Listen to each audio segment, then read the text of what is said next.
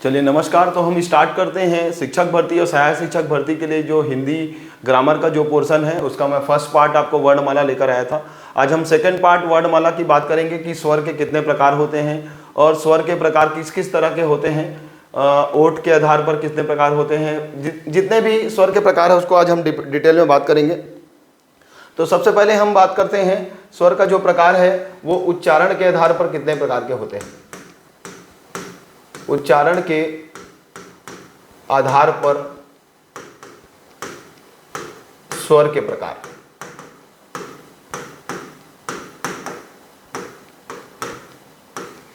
तो बहुत ही important portion है वर्णमाला।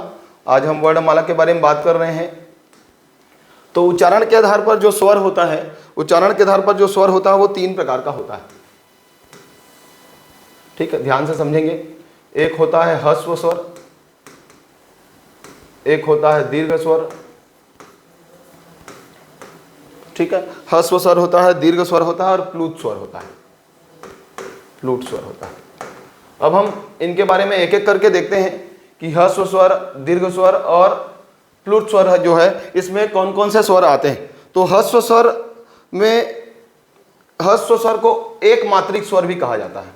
इसको क्या कहा जाता है? एक मात्रिक स्वर।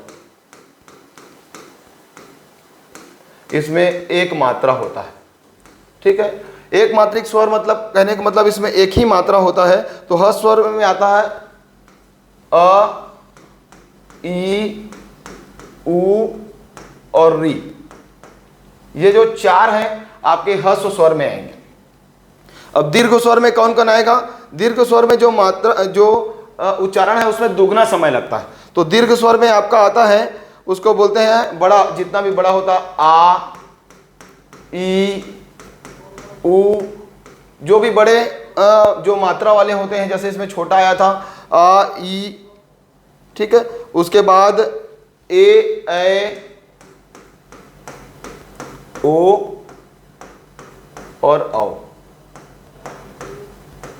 ये आपके दीर्घ स्वर में आएंगे।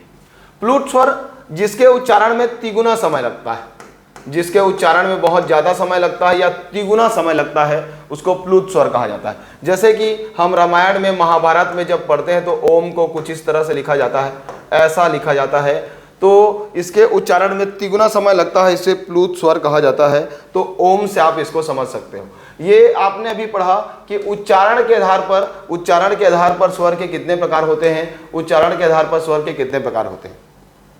अब आपको मैं बताऊंगा कि स्वर के और कितने तरह के प्रकार होते हैं। जैसे स्वर का जो प्रकार है वो प्रयत्न के आधार पर कितने प्रकार के होते हैं। हम पूरा आज स्वर पढ़ रहे हैं तो स्वर के प्रकार पढ़ रहे हैं। प्रयत्न के आधार पर स्वर के प्रकार, प्रयत्न के आधार पर स्वर कितने प्रकार का होता है।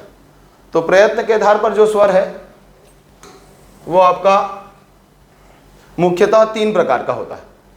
प्रयत्न के आधार पर जो स्वर है वो तीन प्रकार का होता है। प्रयत्न के आधार पर स्वर कितने प्रकार का होता है? तीन प्रकार का होता है।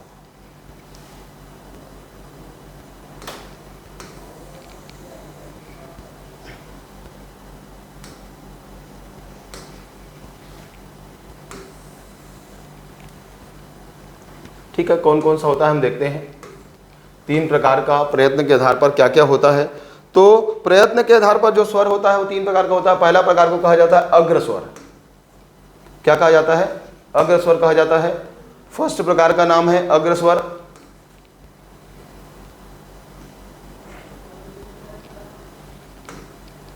अग्र स्वर बोलेंगे पहले प्रकार को।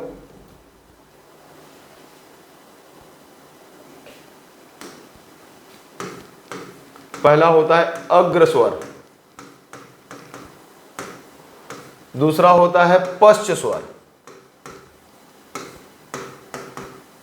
और तीसरा होता है मध्य स्वर। तो ये जो स्वर है जिसको अंग्रेजी में कहा जाता है कॉन्सोनेंट, उसके प्रयत्न के आधार पर तीन प्रकार होते हैं। तो अब ये जो प्रयत्न के आधार पर तीन प्रकार होते हैं, तो अग्र स्वर में आता क्या क्या चीज है, कौन कौन से वर्ण को अग्रस्वर में देखा जाता है, कौन कौन से स्वर को पश्च स्वर में देखा जाता है और किसको किसको मध्य स्वर में देखा जाता है। जिनको आता होगा वो कमेंट बॉक्स में बता सकते हैं कि अग्र स्वर में क्या क्या आता है। तो अग्र स्वर में आता है ई, ई, ए और ए, ये जो चार हैं ये अग्र स्वर में आते हैं। पश्च स्वर में कौन कौन आएगा?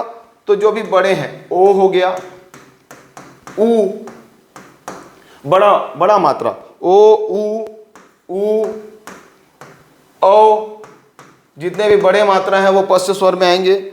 और इसके अतिरिक्त चंद्र बिंदी वाला आ। तो ये जो हैं ये सारे आपके आएंगे पश्च स्वर में। और मध्य स्वर बहुत ही ज्यादा इंपॉर्टेंट है। तो मध्य स्वर को केंद्रीय स्वर भी कहा जाता है। मध्य स्वर को क्या कहा जाता है? केंद्रीय स्वर। केंद्रीय मतलब सेंट्रल। तो केंद्रीय स्वर में केवल एक ही आता है और वो इंपॉर्टेंट है। केंद्रीय स्वर में आता है अ।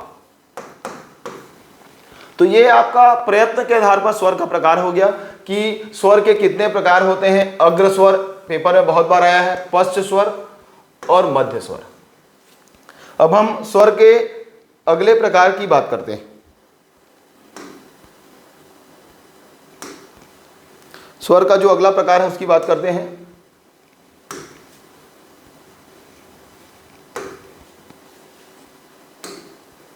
ठीक है, स्वर के अगले प्रकार की बात करते हैं कि स्वर का और कौन कौन सा प्रकार होता है। तो स्वर का प्रकार होता है मुख की आकृति के आधार पर, मुखाकृति के आधार पर, मुखाकृति के आधार पर स्वर के प्रकार। आज की क्लास में हम पूरा स्वर पढ़ रहे हैं, स्वर को पूरा कंप्लीट कर देंगे कि मुखाकृति के आधार पर स्वर के कितने प्रकार होते हैं। ये भी बहुत ज़्यादा इंपॉर्टेंट है, थोड़ा कंफ्यूजन होता है। तो मुखाकृति के आधार पर स्वर के जो प्रकार होते हैं, पहला स्वर होता है संवृत्त स्वर। संवृत्त, अभी सबका आपको मैं परिभाषा और डेफिनेशन भी बताऊंगा। दूसरे प्रकार को कहा जाता है अर्ध संवृत्त। क्या कहा जाता है? अर्ध संवृत्त। तीसरे प्रकार को कहा जाता है विविक्त। और चौथे प्रकार को कहा जाता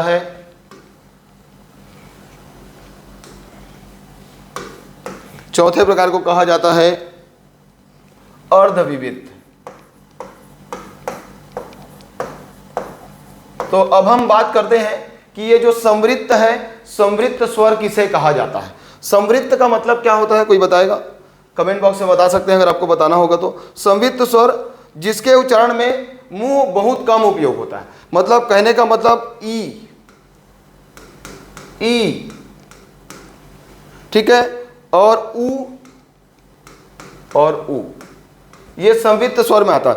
तो जिसके उच्चारण में मुंह बहुत कम खुलता है। मुंह जब बहुत कम खुलेगा तो उसे क्या कहेंगे हम? संवृत्त स्वर बोलेंगे। नेक्स्ट है अर्ध संवृत्त, जिसके उच्चारण में मुंह इसकी अपेक्षा कुछ ज्यादा खुलता है। जैसे आप बोल सकते हैं अर्ध संवृत्त में आता है ए और ओ। बोल सकते हैं कि संवृत्त की अपेक्षा मुंह इसमें कुछ ज्यादा खुलता है, तो इसको क्या कहा जाता है? अर्ध संवृत्त कहते हैं। एक होता है विविक्त। तो विविक्त के उच्चारण में मुंह पूरा खुलता है। जैसे आ बोल के देखिए, आम का आ बोल के देखेंगे तो मुंह क्या होगा? पूरा खुलेगा। मुंह पूरा खुलेगा तो उसे हम क्या कहेंगे? विविक्त कहेंगे। मुंह पूरा खुलेगा तो उसे हम क्या कहेंगे? विविक्त कहेंगे। एक होता है अर्धविविक्त। ठीक है, अर्धविविक्त थोड़ा नहीं दिख रहा है, यहां देख लीजिए, अर्धविविक्त। अर्धविविक्त में क्या आएगा? उसमें क्या होता था? मुंह पूरा खुलता था, इसमें मुख आधा खुलता है। मुख आधा किसमें खुलेगा? अ, ए और औ, ये तीन वर्ड बोलने में क्या होगा? मुंह आधा खुलेगा। तो इसको हम कहते हैं मुखाकृति के आधार पर स्वर के प्रकार। पहला प्रकार होता है संवृत्त, दूसरा प्रकार होता है अर्ध संवृत्त, तीसरा प्रकार होता है विविक्त और चौथा प्रकार होता है अर्धविविक्त। तो इन सब का डेफिनेशन जानना है, परिभाषा जानना है, और उसके संवृत्त, अर्ध संवृत्त, विविक्त और अर्धविविक्त में कौन कौन से हिंदी वर्णमाला के वर्ण आते हैं उसको जानते हैं। तो अब हम बात करते हैं कुछ स्वर के और प्रकारों की कि स्वर के प्रकार क्या क्या होते हैं। स्वर का अगला प्रकार है ओष्ठाकृति। ओष्ठाकृति के आधार पर, मतलब ओठ के आधार पर स्वर के प्रकार, तो इसको कहा जाता है ओष्ठाकृति के आधार पर स्वर के प्रकार। ओष्ठाकृति के आधार पर स्वर के प्रकार कितने होते हैं, ओष्ठाकृति के आधार पर स्वर के कितने प्रकार होते हैं उसकी बात करते हैं। बहुत ही इंपॉर्टेंट है, जो हमारा सेशन चल रहा है अभी शिक्षक भर्ती, सहायक शिक्षक भर्ती और व्याख्याता में हिंदी ग्रामर के क्वेश्चन आते हैं, तो वर्णमाला उसमें बहुत ही इंपॉर्टेंट टॉपिक है। और हमारा जो प्रकार चल रहा है स्वर के प्रकार, यहाँ से क्वेश्चन पूछा जाता है। तो आप देख लीजिए, ये जो ओष्ठाकृति है इसके आधार पर 3 प्रकार के होते हैं। एक को कहा जाता है वृत्ताकार। क्या कहा जाता है? वृत्ताकार। वृत्ताकार। दूसरे को कहा जाता है आपका अवृत्ताकार। ठीक है, 2 प्रकार हो गया। और तीसरा प्रकार को कहा जाता है उदासीन। उदासीन। तो ये 3 प्रकार के ओष्ठाकृति के आधार पर ही होता है, बस 3 ही जानना है। 3 प्रकार आपको जानना है कि ओष्ठाकृति के आधार पर जो स्वर हैं उसके कितने प्रकार होते हैं, स्वर के प्रकार। तो ये 3 प्रकार होते हैं स्वर के।